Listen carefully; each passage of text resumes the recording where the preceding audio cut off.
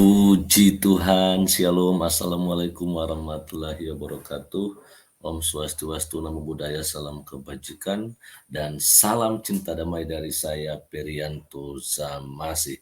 Nah, teman-teman, Bapak Ibu, saudara-saudari dimanapun berada pada kesempatan siang hari ini, saya akan bagikan kepada kita semua ya, bagaimana pesan yang disampaikan oleh hamba Tuhan, Pak Pendeta Mel Atok, mendengarkan berita tentang meninggalnya seorang Agustan. Ya, kita harus jujur saja ya bahwa memang beliau Agustan ini seringkali melakukan penghinaan terhadap umat Kristen, termasuk terakhir kali ketika beliau ya mengentutin Alkitab. Dan pesan hamba Tuhan Pak Pendeta Mel Atok pada kesempatan ini bahwa jangan menganggap remeh firman Tuhan.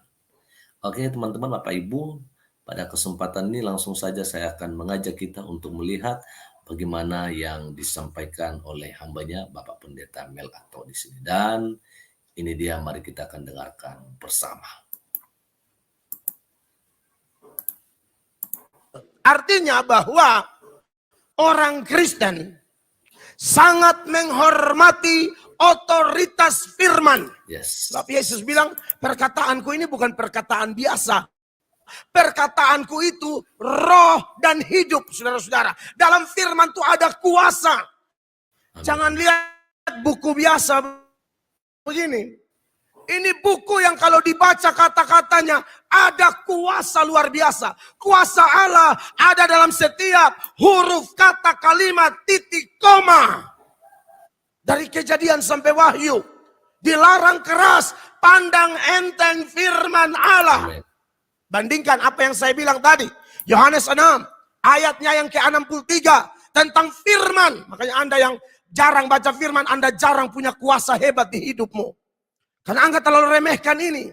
Anda tidak ada kuasa dalam perkataan. Tidak ada kuasa dalam keluarga. Tidak ada kuasa dalam masa mudamu. Tidak ada power sebagai seorang suami, seorang istri. Tidak ada kuasa kalau tidak makan ini tiap hari. Tidak ada. Lihat ini ayat. Rohlah yang memberi hidup. Daging sama sekali tidak berguna. Perkataan-perkataan yang kukatakan kepadamu adalah roh dan hidup. Perkataan yang kukatakan kepadamu adalah apa? Roh dan hidup. Masih mau melihat ini firman sebagai sepele? Jangan. Ya. Yang menghormati ini Anda akan merasakan kuasa luar biasa. Yang menikmati ini, merenungkan ini siang dan malam, engkau akan merasakan kuasa luar biasa. Tapi yang hina ini, kau habis. Amsal 13 ayat 13 pernah baca ya? Amsal 13 ayat 13. Siapa meremehkan firman ia akan menanggung akibatnya. Tetapi siapa taat kepada perintah akan menerima balasan. Bahkan kalau menghina ini, Alkitab bilang kamu pasti mati. Amsal 19 ayat 16. Siapa berpegang pada perintah memelihara nyawanya. Tetapi siapa menghina firman akan mati. Siapa menghina firman akan mati. Amin, kekasih Allah. Kita tidak sembah ini buku. Kita tidak sembah, kita tidak mengkultuskan, mengkeramatkan. Tapi kita baca, merenungkan. Karena ini isi hati Tuhan semua. Saya tulis buku. Ya, saya tulis buku misalnya. Apalah judulnya. Preman Oepura jadi pendeta. Misalnya ya. Kalau ada begitu, lalu saya lalu tempel buku saya di pantat atau injak-injak buku saya. Anda hina saya itu. Bukan masalah buku itu cetakannya, covernya, bukan. Yang ada di buku itu pikiran saya, hati saya. Begitu juga dengan kitab suci. Beberapa hari lalu Ustadz Agustan meninggal. Saudara ada nonton ya, viral. Ustadz Agustan ini yang pernah menghina Alkitab. Kentutin Alkitab. Waktu dia kentutin saya tanggapi. Dia sakit saya tanggapi, berapa hari lalu dia mati.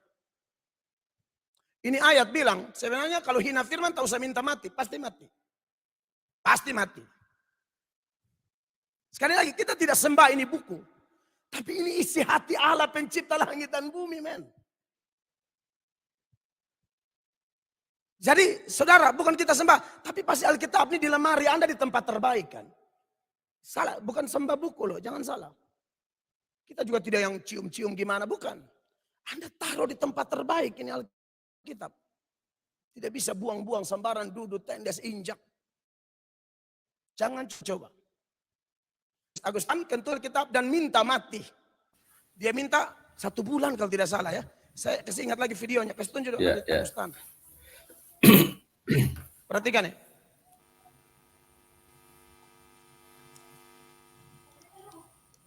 Oke, saya eksperimenkan saja saudara ya. Apakah ketika kitab ini saya tempel di pantat, ya, dalam sebulan saya akan mati? Kita tes ya, kita tes, ya, dalam 1 bulan. Waduh. Kita lihat, apakah dalam sebulan saya akan mati? Ya, taruh. Ya. Kita lihat nanti apakah Agustan akan mati ketika Alkitab ditaruh di pantat. Ya. Oke, cukup. Ini sudah lama ya. Ada Agustan mintanya mati sebulan, tapi Tuhan ulur sedikit. Kemarin 2 hari lalu mati. Ya, tanggal 25. Awalnya sakit-sakitan saja. Agustan mungkin mau ikut Elia minta mati. Hanya Elia tuh hormat firman, minta mati bukan karena hina firman. Allah tidak kasih mati, justru Allah angka hidup-hidup.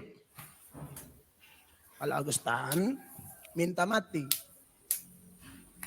Agustan mau atur, Tuhan bilang 1 bulan. Tuhan bilang, lu ya atur, kok beta ya atur. Ya kan? Akhirnya beberapa hari lalu mati. Ya, ya. Tentu kita turut berduka cita. Kenapa? Karena anak Agustan itu disuruh masuk pindah agama, tidak mau sampai hari ini. Dia Oh ya, Kristen. betul-betul. Ya. Agustan punya anak tuh Kristen, dia tidak mau pindah. Papanya sudah bujuk, dia tidak mau. Bilang, papa mau masuk, saya tetap percaya Tuhan Yesus. Gitu ya. Dan apa namanya, apakah kita ini lalu mensyukuri? Tidak, kita tidak begitu orang Kristen ya. Dari awal sudah kita ampuni sebenarnya. Iya toh? Tapi ya Agustan masalahnya vertikal soalnya. Dan Bapa di sorga. Kita mau ampuni kok apa kalau Bapak Tuhan mau cabut loh begitu. Amin. Urusan kita ampunin aja. Doakan. Ya. Tapi sekaligus Bapak Ibu terkasih, menarik pelajaran dalam diri kita. Saya sering khotbah bagaimana cara orang Kristen melihat kematian orang lain. Siapapun dia, kita tidak mensyukuri lalu memposisikan diri, oh kita lebih baik. Agustan hina firman, benarkah hanya Agustan yang hina firman? Tidak ada lagi kita yang menghina firman, manifestasi menghina firman, bukan hanya seperti Agustan saja. Ya.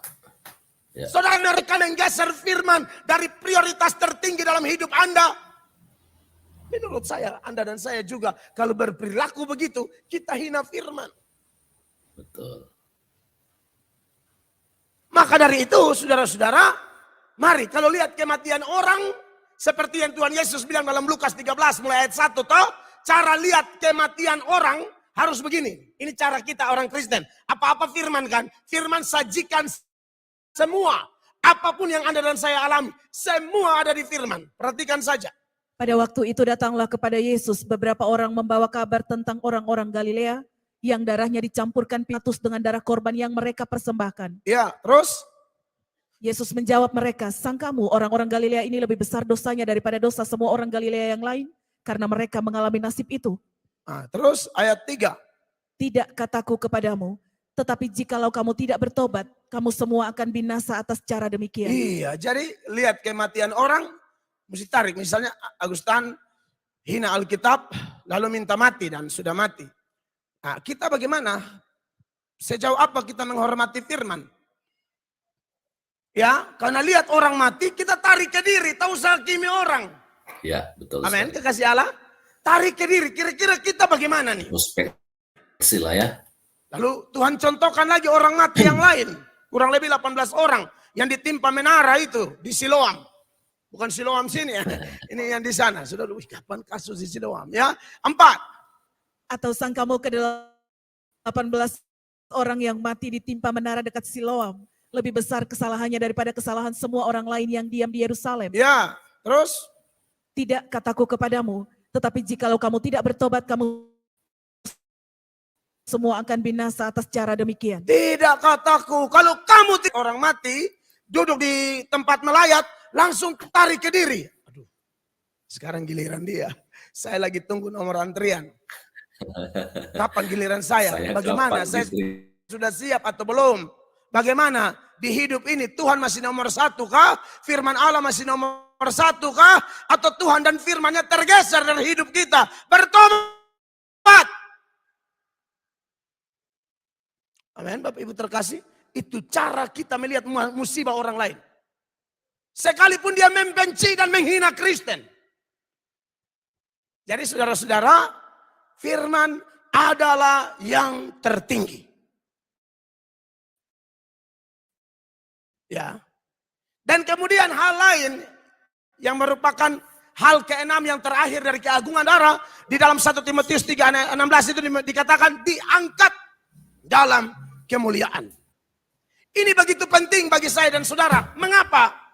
Karena ingat saudara, apa yang pernah Charles Haddon Spurgeon bilang, perjalanan hidup orang Kristen atau siklus perjalanan hidup orang Kristen adalah pengulangan siklus perjalanan Tuhan Yesus di hidup ini. Betul.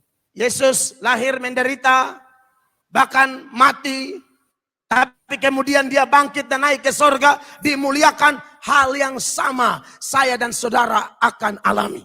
Amin, kekasih Allah. Amin, amin. Makanya kalau kita baca tentang Kristus dalam Filipi pasal 2 itu, ayat 6 sampai ayatnya yang ke-9, itu proses semua jadi. Mulai dari menjelma jadi manusia, merendahkan diri sampai mati mengerikan. Tapi oleh Allah, kita akan alami hal yang sama, saudara-saudara. Perhatikan.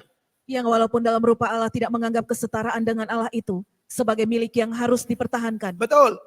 Melainkan telah mengosongkan dirinya sendiri dan mengambil rupa seorang hamba dan menjadi sama dengan manusia. Ayat 8. Dan dalam keadaan sebagai manusia ia telah merendahkan dirinya dan taat sampai mati, bahkan sampai mati di kayu salib. 9 sama-sama 2, 3. Itulah sebabnya Allah sangat meninggikan dia dan mengaruniakan kepadanya nama di atas segala nama. Yesus sekarang di mana? Dimuliakan. Di mana? Di sebelah kanan Allah Bapa. Amin. Dan Yesus bilang apa buat saudara dan saya yang percaya kepada dia? Tempat di mana aku berada, di situ pun kamu harus berada. Beri tepuk tangan yang meriah bagi Tuhan. Haleluya. Kenapa ini menjadi hal keenam yang begitu mengagungkan dari rahasia agama kita? Supaya Anda dan saya jangan kerasan di bumi. Tuhan bilang ini penting buat kita. Dia itu dimuliakan. Siklusnya Yesus itu yang sedang. Kalau Yesus ditinggikan. Yesus mau bilang, sorga bukan sorga kalau tidak ada Anda dan saya di sana. Beri tepuk tangan yang meriah bagi Tuhan. Buat apa hanya ada sorga kalau tidak ada orang percaya di sana? Anda sudah lihat betapa pentingnya Anda dan saya di mata Tuhan? Betapa berharganya Anda dan saya di mata Tuhan? Apakah caramu melihat hidupmu seperti cara Tuhan melihat hidupmu? Kalau cara Tuhan melihat hidupmu, engkau begitu berharga, engkau begitu luar biasa, engkau akan ditinggikan, engkau akan dimuliakan. Semua yang dia lakukan, mulai dari menjelma, menderita, mati, dibangkitkan, naik ke sorga, duduk sebelah kanan Allah yang tetap menjadi pembela bagi kita. Semua dia lakukan untuk kita. Amin. Haleluya. Lakukan apa untuk dia? Hafal lagu Kristen berapa banyak yang mengatakan, aku mengasihi engkau Yesus. Ya. Kalau mengasihi Yesus, jangan lupa Yohanes 14 ayat 15. Berkali-kali saya tunjukkan. Jikalau kamu mengasihi aku, kamu akan menuruti segala perintahku. Ya. Segala perintahku. Lagi-lagi firman. Haleluya.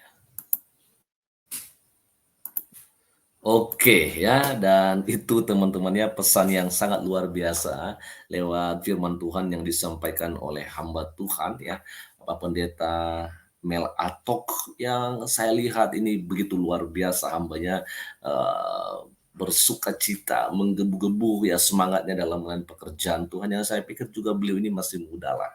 Ya mungkin kami paling juga selisih berapa tahun saja ya kan. Tapi saya lihat bahwa ada karisma yang luar biasa, ada kekuatan ya, urapan daripada Roh Allah ya yang menghinggapi hambanya ini, sehingga Tuhan pakai dengan dasar dan luar biasa dalam pelayanan pekerjaan Tuhan. Apa disampaikan oleh hambanya bahwa memang ya, firman Tuhan itu adalah hukum paling tertinggi dalam kehidupan kita sebagai ciptaan Allah.